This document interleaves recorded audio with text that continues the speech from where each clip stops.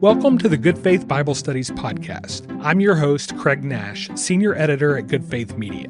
Each episode, we explore and discuss the weekly texts and lessons found in Good Faith magazine. For the July, August, and September 2026 installment of the Bible Studies, I'll be inviting special guests to join me in sharing our thoughts and ideas about the passage and ways small groups might approach each week's lesson. We are glad you're here, so let's dive in.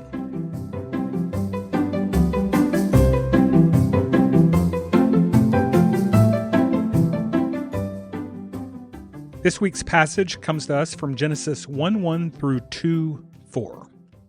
When God began to create the heavens and the earth was complete chaos, and darkness covered the face of the deep, while a wind from God swept over the face of the waters. Then God said, "Let there be light," and there was light. And God saw that the light was good, and God separated the light from the darkness. God called the light day, and the darkness he called night. And there was evening, and there was morning the first day. And God said, "Let there be a dome in the midst of the waters, and let it separate the waters from the waters." So God made the dome and separated from the waters that were above the dome. And so it was so. God called the dome sky, and there was evening, and there was morning the second day. And God said, "Let the waters under the sky be gathered together into one place, and let the dry land appear." And it was so. God called the dry land earth, and the waters that were gathered together he called seas. And God saw that it was good. Then God said, "Let the earth put forth vegetation, plants yielding seed and fruit trees of every kind on earth that bear fruit with the seed in it." And it was so. The earth brought forth vegetation, plants yielding seed of every kind, and trees of every kind bearing fruit with the seed in it. And God saw that it was good. And there was evening, and there was morning, the third day. And God said, "Let there be lights in the dome of the sky to separate the day from the night, and let them be for signs and for seasons and for days and years. And let them be lights in the dome of the sky to give light upon the earth." And it was so. God made the two great lights, the greater light to rule the day and the lesser light to rule the night, and the stars. God set them in the dome of the sky to give light upon the earth, to rule over the day and over the night, and to separate the light from the darkness. And God saw that it was good. And there was evening, and there was morning, the fourth day. And God said, "Let the earth bring forth living creatures of every kind, cattle and creeping things, and wild animals of the earth of every kind." And it was so. God made the wild animals of the earth of every kind, and the cattle of every kind, and everything that creeps upon the ground of every kind. And God saw that it was good. Then God said, "Let us make humans in our image, according to our likeness, and let them have dominion over the fish of the seas, and over the birds of the air, and over the cattle, and over the wild animals of the earth, and over every creeping thing that creeps upon the earth." So God created humans in his image. In the image of God, he created them. Male and female, he created them. God blessed them. And God said to them, "Be fruitful and multiply, and fill the earth, and subdue it, and have dominion over the fish of the sea, and over the birds of the air, and over every living thing that moves upon the earth." God said, "See, I have given you every plant yielding seed that is upon the face of all the earth, and every tree with seed in its fruit. You shall have them for food. And to every beast of the earth, and to every bird of the air, and to everything that creeps on the earth, everything that has the breath of life, I have given every green plant for food." And it was so. God saw everything that he made, and indeed it was very good. And there was evening, and there was morning, the sixth day. Thus the heavens and earth were finished, and all their multitude. On the sixth day God finished the work he had done, and he rested on the seventh day from all the work that he had done. So God blessed the seventh day and hallowed it, because on it God rested from all the work that he had done in creation. These are the generations of the heavens and the earth when they were created. First, let's get an obvious conversation out of the way. Today's passage begins a 6-week study in the early chapters of Genesis up to the point where we are introduced to Abraham. And here in 2026, it's almost impossible to do that without engaging this topic, which is what kind of literature is Genesis chapters 1 through 11? Is it history? Is it myth? Is it liturgy? Is it science? Is it science fiction?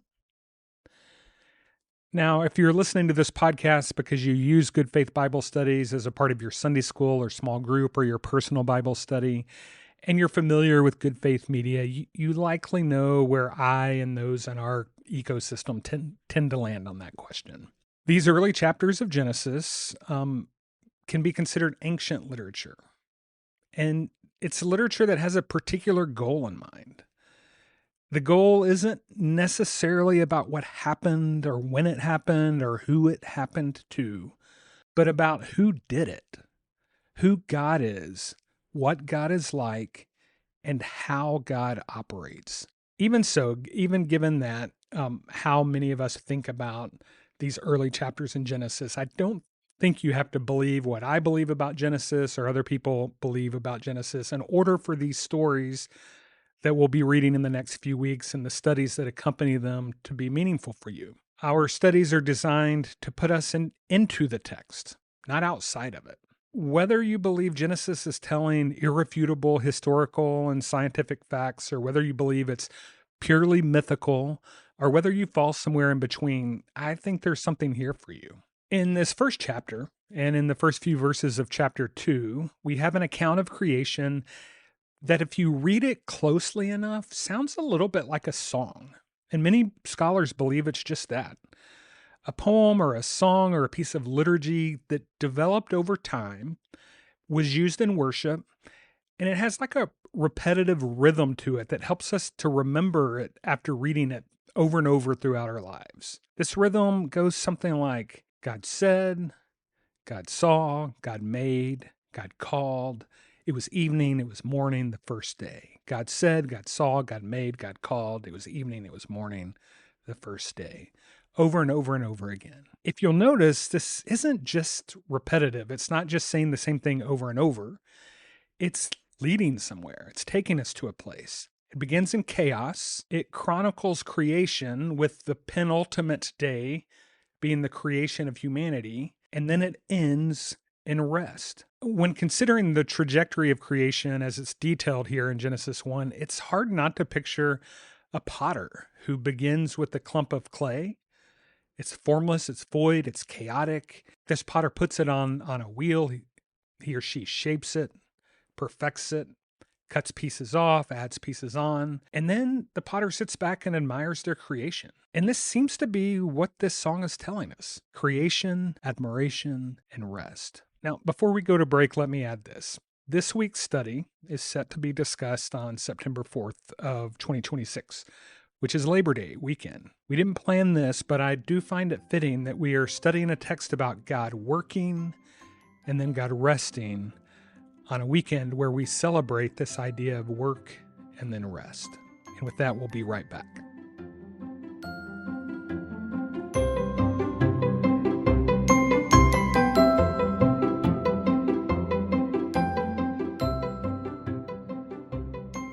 Welcome back.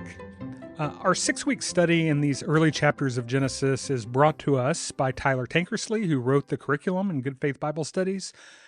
Tyler's the pastor of Ardmore Baptist Church in Winston-Salem, North Carolina. And once again, Tyler, we are so appreciative to the wisdom that you've shared with us. Tyler spends much of this week's study walking us through this rhythm and trajectory of the passage I mentioned earlier. I won't rehash all that, but I do want to touch on a couple of ideas that he brought up in his study. First, he spoke so well to this tension that's often created by the word dominion, which is in the latter part of chapter 1, in this idea that God has given dominion to humans over the earth. And I appreciate how he reminded us that dominion isn't about domination, but about responsibility. Many people read dominion and think of a king or a ruler or of a micromanager, and of someone who's, who has the final say over everything. But Tyler reminds us again that this isn't about domination, it's about responsibility. We are responsible for creation, not as the lords are the rulers of creation, but as its stewards. Second, really quick, I just want to touch briefly on this conclusion that Tyler came to that I thought was excellent, and names many of these elements in the passage that sometimes can get kind of hidden behind the words as we try to remember, okay, what happened the first day? What does this mean? This dome with water above and water below, which is kind of an ancient idea. Often our minds get so stuck on that we miss these kind of hidden truths that Tyler brought out. Tyler says this passage speaks to chaos, not as something that God avoids or that we should avoid, but as something God enters into and uses as the tools for God's creation. And I think this speaks to us about something beyond the idea of the creation of the earth. It reminds us that chaos can also be a tool that we use for the creation of many things, whether that be beauty or order or restoration or re-engagement with relationships.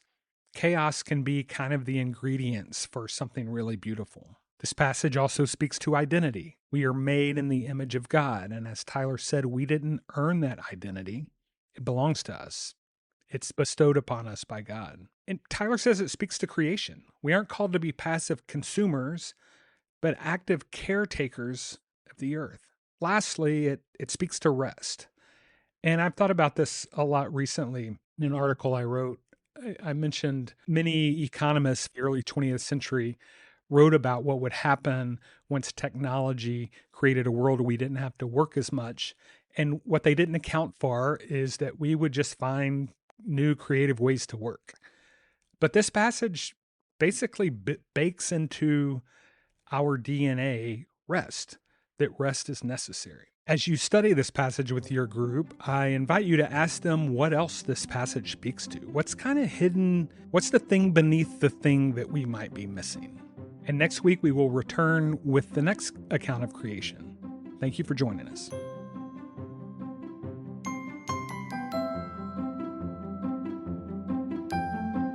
I'm Craig Nash, and you've been listening to the Good Faith Bible Studies podcast from Good Faith Media. Our music comes from Pond 5. If you are not already a subscriber to Good Faith Magazine, learn more about how you can receive a copy of the magazine and Bible study curriculum at goodfaithmedia.org.